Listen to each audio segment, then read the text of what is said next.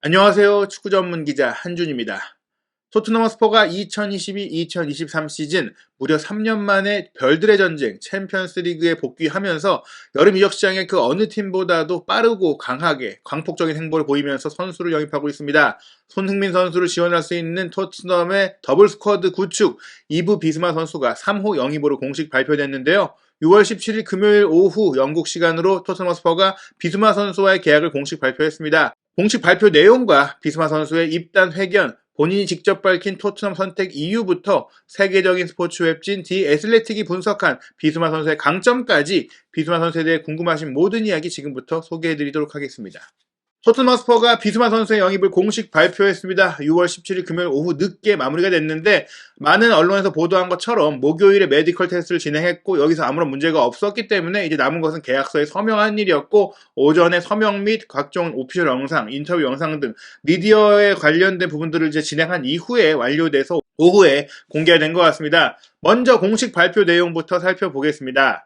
우리는 기쁜 마음으로 이브 비스마를 브라이튼 앤 호브 알비온에서 영입한 것을 발표합니다. 취업 비자를 발급받는 조건입니다. 말리 대표 선수 비스마는 2026년 여름까지 계약했습니다. 역동적인 미드필더 이브는 마제스틱 SC에서 유스 경력을 시작해 말리 클럽 AS 레알 바마코에서 축구를 배웠습니다.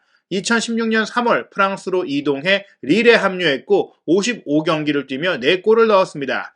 일단은 취업비자 발급을 기다리고 있는 상황인데 브라이튼에서 계속해서 경기를 뛰어왔던 선수이기 때문에 말리 대표팀이 세계 축구계에서 지금 높은 순위를 차지하고 있진 않지만 취업비자가 발급되는 것에는 문제가 없을 것 같은데요. 일단 단서 조항을 달아놨고요. 당초 알려진 게 5년 계약이었는데 1년 적은 4년 계약으로 드러났습니다. 하지만 충분히 긴 계약이고 앞으로의 활약에 따라서 토트넘이 또 계약 조건을 상향할 수 있는 그런 여지도 충분히 있고요. 말리 대표 선수지만 태어난 거는 코트 디부아르였거든요. 마제스틱에서 뛰다가 이제 말리 무대로 옮겨서 성장을 하다가 본격적인 프로 경력은 프랑스에서 시작했던 비스마 선수입니다. 2018년 7월 비스마는 브라이튼과 계약해 8월에 데뷔전을 치렀고 데뷔골까지 기록했습니다. 2020년 7월에 넣은 골로 프리미어리그 이달의 골 후보에 오르기도 했습니다. 갈매기 군단 브라이튼에서 뛰면서 비스마는 공식전 123경기에 출전해 6골을 넣었습니다. 2021-2022 시즌에는 프리미어리그 9위로 클럽 창단 후 최고 성적을 기록하는 데 기여했습니다. 국가대표 선수로 비스마는 2015년 10월 말리 대표로 데뷔해 23경기에 출전해 3골을 넣었습니다. 데뷔 다음 해인 2016년 아프리카 네이션스컵에 출전해 결정적인 골로 말리를 결승전에 올려놨지만 준우승했습니다. 비스마는 올 초 일정이 조정되었던 아프리카 네이션스컵에도 참가했습니다. 일단 비스마 선수가 브라이튼이 사실 오랜 기간 동안 프리미어리그에서 뛰지 못하다가 출범 후 첫 승격이 바로 2010년대 말이었거든요. 그때 이제 전격적으로 브라이튼이 영입을 했던 유망주였고요. 오자마자 임팩트를 보여줬고 수비형 미드필더로 알려졌지만 데뷔골도 빠르게 기록하는 등 공격적인 능력도 만만치 않다는 것을 보여줬고 또 부지런하게 뛰면서 팀에 기여를 하는 선수인 것은 물론이고 2020년 7월 달에 이달의 골 후보에 오를 정도로 멋진 골도 넣는 선수, 중거리 슈팅 능력, 장거리 슈팅 능력 갖고 있는 선수라는 점에 있어서 토트넘의 여러 측면에서 기여할 수 있는 선수라고 볼 수 있겠고요. 또한 지난 시즌이죠. 브라이튼이 한동안 고전하기도 했었지만 후반기에 굉장히 좋은 경기력을 보여줬고 무엇보다 이제 프리미어리그 4위를 차지하기 위한 경쟁을 펼쳤던 아스널, 토트넘, 맨유를 상대로 모두 강력한 모습을 보이는 과정 속에서 비스마의 경기력이 굉장히 좋았고 그렇기 때문에 사실 아스널도 오랫동안 비스마를 노렸는데요. 비스마 선수는 결국에는 아스널의 라이벌인 토트넘의 챔피언스리그 진출이라는 성과를 통해서 품을 수 있게 됐습니다. 워낙에 브라이튼에서 좋은 기억을 많이 남겼기 때문에 브라이튼의 그레엄 포터 감독도 비스마 선수의 이적을 축하하는 정말 훈훈한 모습을 남기기도 했는데요. 영국의 프리미어리그 주간 방송사인 스카이 스포츠에서 뉴스 토트넘 담당을 하고 있는 리알 토마스 기자에 따르면 클롭과 선수에게 모두 좋은 이적이라면서 이제 포터 감독이 좋게 보내줬어요. 비스마는 우리에게 중요한 선수였고 이제는 토트넘에서 새로운 도전에 나서는데 챔피언스리그에서 뛸 수 있는 기회를 포함해서 비스마가 좋은 도전을 하게 됐다 덕담을 남겼습니다. 그리고 비스마 선수도 곧바로 토트넘의 입단 소감을 말했는데요. 본인의 인생을 돌아보면서 또 본인이 왜 토트넘을 선택했는지를 소상하게 직접 진솔하게 이야기합니다. 저는 아버지의 동네인 코트디부아르에서 태어났어요. 어려서부터 축구는 제 인생이었죠. 매일 매순간 축구를 하고 싶었고 축구를 하지 않으면 행복하지 않았습니다. 그래서 축구 선수가 되고 싶었고 결국에는 빅클럽인 토트넘 선수까지 되는 과정에 부모님이 큰 도움을 주셨습니다.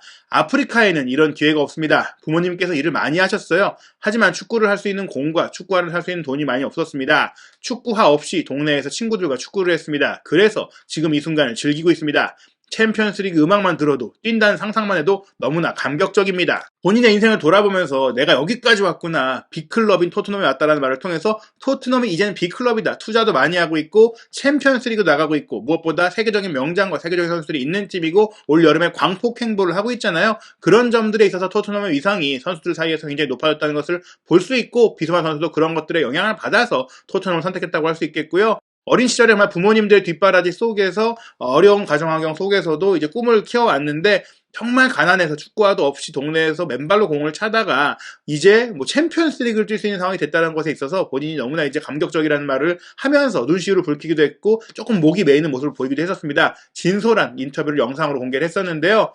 챔피언스리그에 출전하는 게 꿈이었다고 다시 한번 얘기를 했어요. 어린 시절에 챔피언스리그 경기를 항상 챙겨봤고 스퍼스와 토트넘과 챔피언스리그에 나갈 수 있게 된 게 믿기 어려운 일이다, 너무나 기쁘다, 이렇게 얘기했습니다. 토트넘의 애칭인 스퍼스를 또 자주 언급하면서 토트넘에 대한 애정을 계속해서 인터뷰에서 초기부터 얘기하려고 했는데요. 또 어머니와 아버지 함께 이제 계약을 한 에이전트에게도 감사를 전하고 싶다, 나에게 좋은 기회를 준 스퍼스에게도 감사를 전하고 싶다라고 말을 하면서 감사를 계속 강조하는 부분들, 비스마 선수가 인성적으로도 굉장히 겸손한 사람이라는 것을 볼 수가 있고 본인이 계약을 마치고 나서는 에이전트들과 함께 이제 계약서에 사명하고 기념사진을 찍은 것을 올리면서 지인들을 또 잘 챙기는, 말씀드린 대로 인성이 좋은 선수라는 것을 좀 보여주는 또 장면도 있었습니다. 토트넘에는 좋은 선수들과 위대한 감독이 있습니다. 콘테 감독을 모르는 사람은 없죠. 콘테 감독과 함께 저도 발전할 수 있다고 생각합니다. 콘테 감독이 저를 자신이 원하는 수준의 선수로 만들어줄 수가 있고 그렇게 된다면 저는 팀을 많이 도울 수 있을 겁니다. 콘테 감독과 함께 할 수 있게 돼서 기쁩니다. 그리고 여기에 영상에 나오지 않은 다른 인터뷰에서는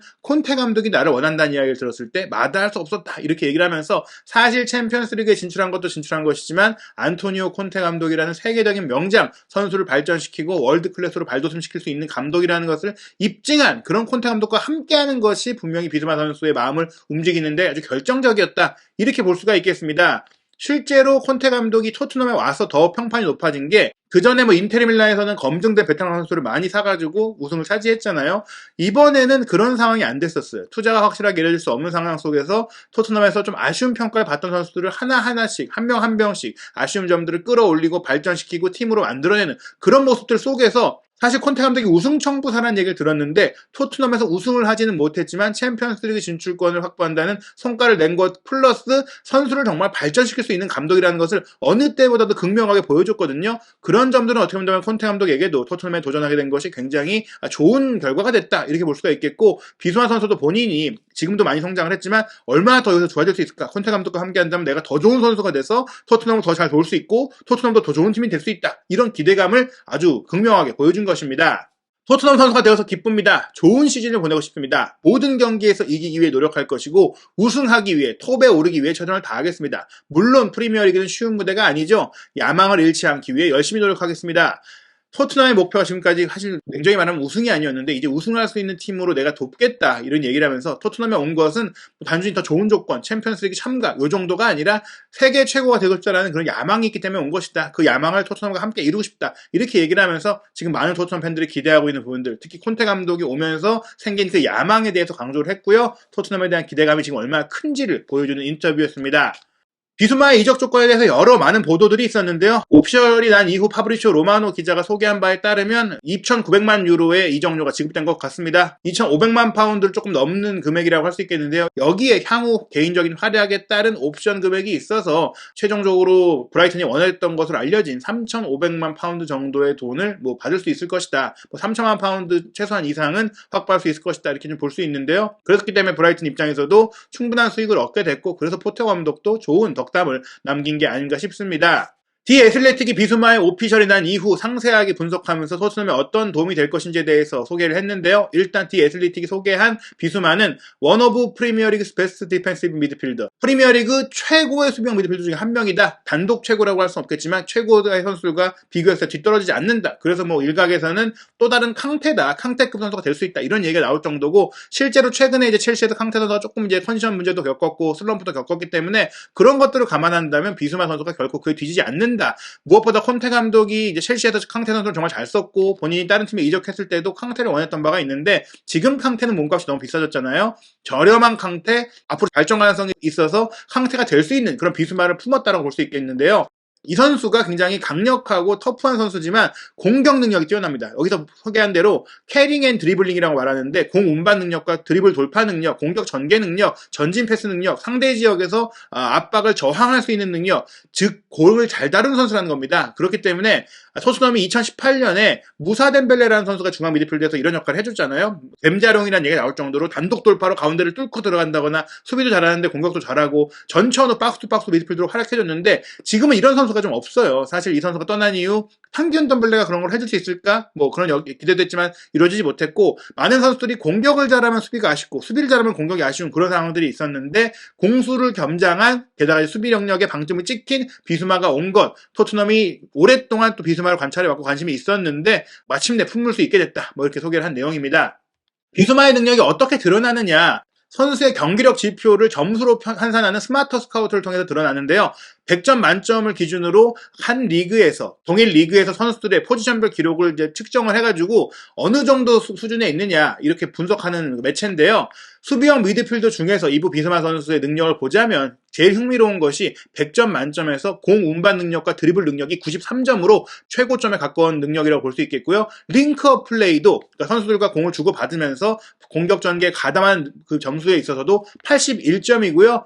수비형 미드필더로서의 본업이라고 할 수 있는 볼 리커버리, 상대팀으로부터 공을 회복해오는 능력이나 가로채기 능력도 81점으로 굉장히 높습니다. 공수 겸장의 선수라고 할 수 있겠고요. 또 2021-2022 시즌에 이제 터치맵을 보면은 비스마 선수가 거의 뭐 경기장 전역을 뛰어다니고 쓸고 다녔습니다. 물론 수비형 미드필더로서 맨 앞에 페널티 에어리아 앞쪽에서 가장 많은 위치에 있었는데, 이 위치에서 상대 공격을 끊어내고 이 끊어낸 상황을 통해서 역습의 기점 역할을 했습니다. 그렇기 때문에 비수마가 수비의 버팀목이자 공격의 시발점이라고 할 수 있겠는데요. 거기에 머물러 있던 것만은 아니고 또 중앙 지역까지 올라가고 상대의 공격을 타격할 수 있는 슈팅 지역까지 올라갔다. 골문 안까지만 안 들어갔지 거의 모든 지역을 달려들었는데요. 이러면서 디애슬레틱이 소개한 것이 타이트한 스페이스, 좁은 공간에서도 공을 소유할 수 있고 압박을 풀어낼 수 있는 능력을 갖췄다. 탈압박 능력이 있다는 것, 본인이 좁은 공간에서 상대에게 에워싸였을 때, 상대의 전방 압박이 들어왔을 때도 빠져나올 수 있기 때문에, 그걸 빠져나오면 상대의 선수들이 뒤에 공간을 많이 벌려둘 수밖에 없거든요.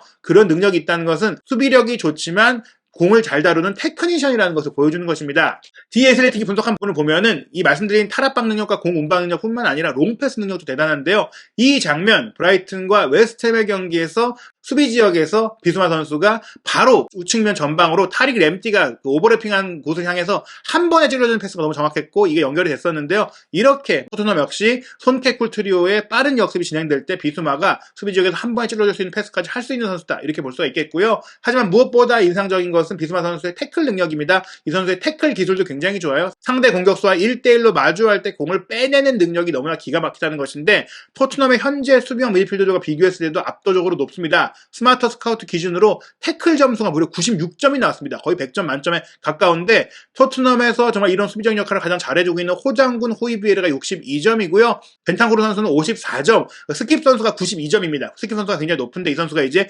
후반기에 많이 뛴 경기가 없긴 하죠. 그래도 이제 수비적인 면에 있어서는 토트넘에서 가장 뛰어난 선수라고 알려져 있는데, 다만 이제 스킵 선수는 드리블링, 공격 운반 능력이 4점밖에 안 되잖아요. 근데 비수만 여기서 이제 21점이라는 높은 수준의 점수를 또 갖고 있기 때문에 공수를 함께 갖추고 있다. 그리고 오픈 플레이 상황에서 헤더 능력은 뭐 다른 선수들에 비해 크게 높다라고 할 수 없겠지만, 세트피스 상황에서 헤더 능력을 보자면은 또 굉장히 높은 81점이라는 점수가 나오고 있기 때문에 여러 측면에서 기여할 수 있는 선수라는 것을 볼 수 있겠고요. 또 디애슬레틱에서 이제 장면 분석을 했는데, 비수마의 태클이 어떤 점에서 또 대단하냐? 비수마 선수가 말씀드린 대로 공격 가담도 잘하는 선수인데 공격 가담에 실패한 이후 이제 수비를 내려올 때 빠르게 상대 역습이 들어갈 때 뒤에서 쫓아와서 공을만 딱 빼내는 능력이 굉장히 뛰어납니다. 지금 보시면 첼시와의 경기에서는 리스 제임스가 오버래핑을 할 때 빠르게 따라 내려와서 뒤에서 공만 탁 가로채면서 재역습을 가져갔던 장면도 있었고 리즈 유나이티드와의 경기에서는 폭발적인 브라질 대표 윙어 하피냐의 돌파를 또 따라오면서 공만 건드려서 빼낸 장면들이 있었고 또 레스터시티와의 경기에서는 또 드리블이 정말 좋은 루크먼 선수를 따라와서 빼낸 능력이 있었잖아요. 이렇게 이 선수가 끝까지 집요하게 공을 잘 보고 집중력을 갖고 빼내는 능력, 속도와 공을 이제 기술적으로도 태클을 잘한다는 느낌, 기술적으로도 태클을 잘한다는 부분들, 이런 부분들을 통해서 토트넘의 수비를 정말 잘 만들어줄 수 있고 지켜줄 수 있고 여기에 역습까지 해줄 수 있다. 그래서 너무나 큰 전력의 보탬이 될 것이다라고 기대하고 있습니다. 토트넘 허스퍼가 페리시치, 포스터에 이어 비수마까지 3명의 영입을 확정했습니다. 아직도 이제 이적설들이 계속 나오고 있는데요. 3-4명의 선수가 더 올 거라는 얘기들이 있고 비수마 영입이 완료됐기 때문에 4번째 영입을 위해서 가속화될 것이라는 얘기들이 나오고 있는데요. 최신 보도에 따르면 일단 공격 라인은 히샬리성 선수와 더불어 리즈 유나이티드의 하피냐 또 아약스의 안토니 이런 선수들의 이름이 언급되고 있거든요. 이 안토니 선수 같은 경우에는 베르바인 선수를 아약스가 원하고 있다 보니까 그런 과정 속에서 언급이 되고 있는데 베르바인이 나가고 힐이 또 한번 임대를 나갈 수 있고 모우라 선수는 남는다고 얘기해왔지만 모우라 선수의 매각 가능성도 나오고 있기 때문에 공격 라인에 2명 정도를 영입할 수 있는 가능성이 생겼고요. 제드 스펜스 선수는 아직 발표가 안 나고 있는데 개인 간의 협상 거기서 됐다고 해요. 구단 간의 협상 단계가 이제 진행될 것 같고 에릭센 선수 같은 경우에 맨유가 오퍼를 했다고 이제 얘기가 나왔는데 토트넘도 오퍼를 했다고 합니다. 그래서 에릭센이 곧 결정을 할 것 같고요. 수비 라인에 있어서는 이제 브레머 선수의 영입이 굉장히 유력하다라는 보도들이 나오고 있는데요. 과호 영입이 누가 될지 역시 한준TV에서 최신 소식들, 믿을만한 보도 내용을 체크해서 의미 있는 얘기가 나오는 대로 영상으로 소개하도록 하겠습니다.